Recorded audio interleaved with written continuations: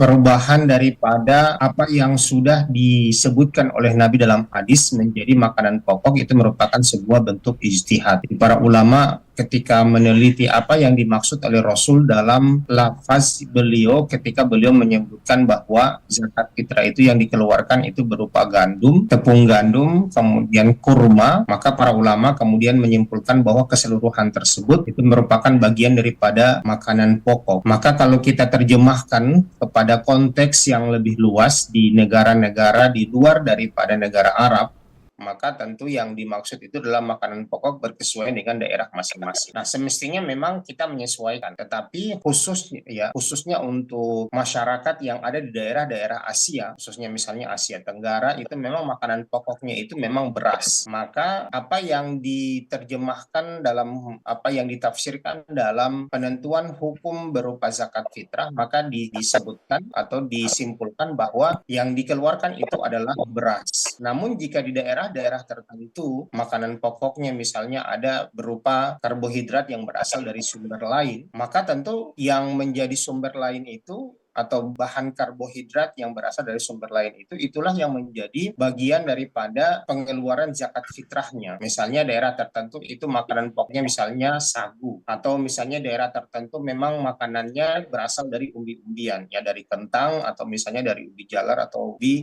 lainnya. Nah, ini tentu yang dikeluarkan berupa umbi-umbian atau sagu tersebut. Tetapi kalau misalnya memang saat ini secara merata orang Indonesia misalnya memang kebutuhan makannya itu sudah keseluruhannya beras, maka itulah yang diambil secara keumuman daripada di dalam menyimpulkan hukum itu ketika diambil kesimpulan secara umum, maka kemudian ditarik satu kesimpulan bahwa di dalam konteks Indonesia itu yang dikeluarkan zakat fitrahnya itu berasal dari beras. Nah, ini tidak menutup kemungkinan kalau misalnya daerah lain masih tetap sumber karbohidratnya dari sumber lain, maka mereka mengeluarkannya dari sumber tersebut itu akan lebih baik dan juga tidak bertentangan dengan putusan bahwa harus berupa beras. Tetapi kita kembalikan kepada konteks hadis Rasul yaitu berupa makanan pokok.